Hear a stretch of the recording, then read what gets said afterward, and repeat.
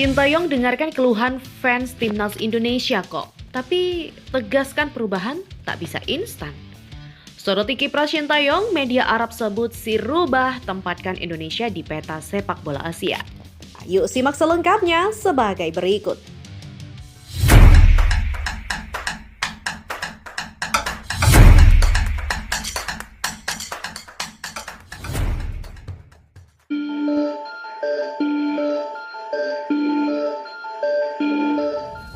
Pelatih timnas Indonesia Sintayong mengaku dirinya mendengarkan keluh kesah supporter Garuda, tapi ia juga berpesan pada mereka bahwa perubahan tak bisa dilakukan secara tiba-tiba. Timnas Indonesia baru saja berduel lawan timnas Jepang di matchday 5 grup C ronde ketiga kualifikasi Piala Dunia 2026 zona Asia pada Jumat 15 November. Di laga yang digelar di Stadion Utama Gelora Bung Karno itu, skuad Garuda dipermak dengan skor telak 0-4. Imbas dari laga tersebut, Sintayong mendapatkan kritikan bertubi-tubi dari netizen plus media. Apalagi sebelumnya Indonesia juga kalah dari Cina.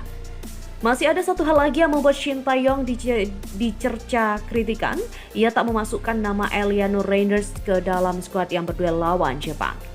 Soal tekanan media dan juga fans timnas Indonesia kini akan berduel lawan timnas Arab Saudi di matchday 6 di SUGBK. Jelang laga tersebut, Sintayong yang ditanya perihal munculnya kritikan dari netizen dan media itu. Sintayong lantas mengatakan hal tersebut tak mengejutkan dirinya, sebab hal itu memang wajar terjadi khususnya ketika sebuah tim menerima kekalahan. Pastinya ada tekanan, segitunya media dan masyarakat luar biasa perhatian terhadap sepak bola Indonesia. Jadi ketika kita menang atau kalah ya akan banyak berita yang baik, begitu juga berita negatif, kata Sintayong. Nggak bisa instan. Sintayong lantas menambahkan dirinya pasti mendengarkan semua keluh kesah dan masukan dari netizen pendukung timnas Indonesia. Akan tetapi, ia juga berpesan pada mereka bahwa perubahan tak bisa dilakukan secara instan. Ada banyak tahap yang harus dilalui sebuah tim untuk tampil sesuai dengan ekspektasi. Pelatih asal Korea Selatan ini lantas menambahkan dirinya berharap setelah ini netizen bersabar menunggu proses pembentukan timnas Indonesia. Di posisi ini memang saya tidak bisa selalu mendengarkan omongan manis saja atau berita baik saja. Ketika mendapat hasil yang tidak maksimal, ya harus mendengarkan keluhan para fans. Dengan begitu saya bisa evaluasi diri dan berpikir apa masalah tim kita. Tapi memang sepak bola seperti itu. Kita tidak bisa mengubah secara instan atau langsung. Jadi saya mohon fans sepak bola Indonesia untuk mendukung sepak bola step by step ya, dengan sabar. Seru Sintayong. Berita selanjutnya. Kemenangan atas Arab Saudi menjadi harga mati bagi skuad Garuda untuk menjaga agar lolos ke Piala Dunia 2026. Hasil imbang apalagi kalah tentu akan membuatkan tim merah putih untuk lolos ke putaran final kian menipis. Terlepas dari tekanan besar yang dihadapinya saat ini, Sintayong mendapat sorotan dari media Arab Hal Al-Khalij. Media tersebut menyoroti kiprah pelatih asal Korea Selatan itu sejak ditunjuk sebagai pelatih Indonesia pada 2019. Hal Al-Khalij menilai Sintayong telah menempatkan Indonesia di peta sepak bola Asia. Hal itu tidak lepas dari keberhasilannya membawa Indonesia lolos ke Piala Asia di 3 level usia berbeda.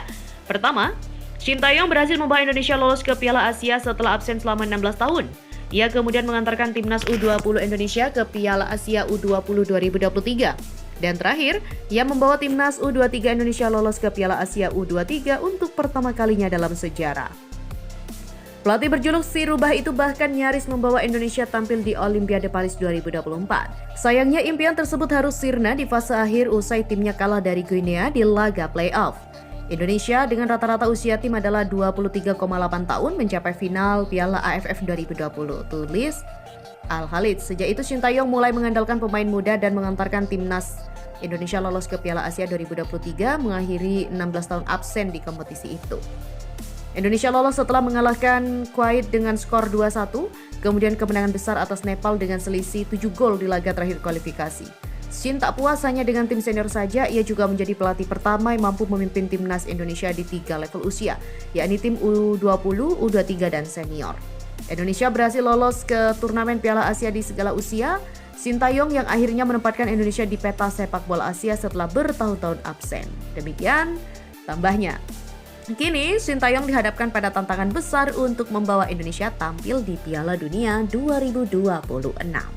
Susul Kevin Diggs, Sintayong koret 3 pemain dari skuad Timnas Indonesia untuk lawan Arab Saudi. Pelatih Timnas Indonesia, Sintayong, akan mencoret 3 pemain tambahan setelah Kevin Dix untuk pertandingan melawan Arab Saudi. Menjelang laga, sang pelatih mendapatkan kabar kurang mengenakan karena salah satu pemain bintangnya, Kevin Dix, dipastikan tidak bisa memperkuat Timnas Indonesia. Dix baru melakoni debutnya bersama skuad Garuda dalam pertandingan melawan Jepang pada Jumat 15 November lalu dengan tampil sebagai starter. Dix telah memastikan bahwa dirinya tidak akan memperkuat Timnas Indonesia, dan Sintayong pun harus mencoretnya dari skuad untuk pertandingan melawan Arab Saudi.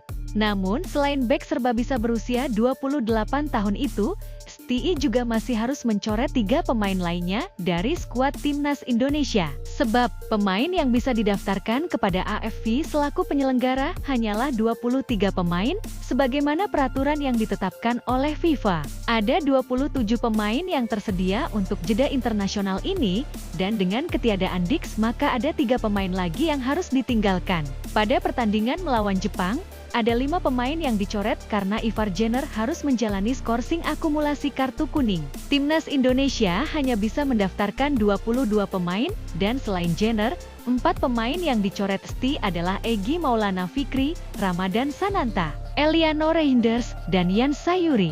Kemungkinan besar, 3 pemain yang akan dicoret untuk laga melawan Arab Saudi akan berasal dari daftar ini juga. Namun, mengingat Dix tidak ada, maka ada peluang bagus untuk Eliano Reinders masuk dalam skuad. Sebab, sang pemain PSI Zwolle merupakan seorang bek kanan untuk posisi aslinya. Namun, sejatinya, dia bisa diandalkan pada banyak posisi. Bagaimanapun, keputusan tetap ada di tangan sang pelatih. Namun, yang pasti, dia harus menyisihkan 3 nama dari skuad terkini.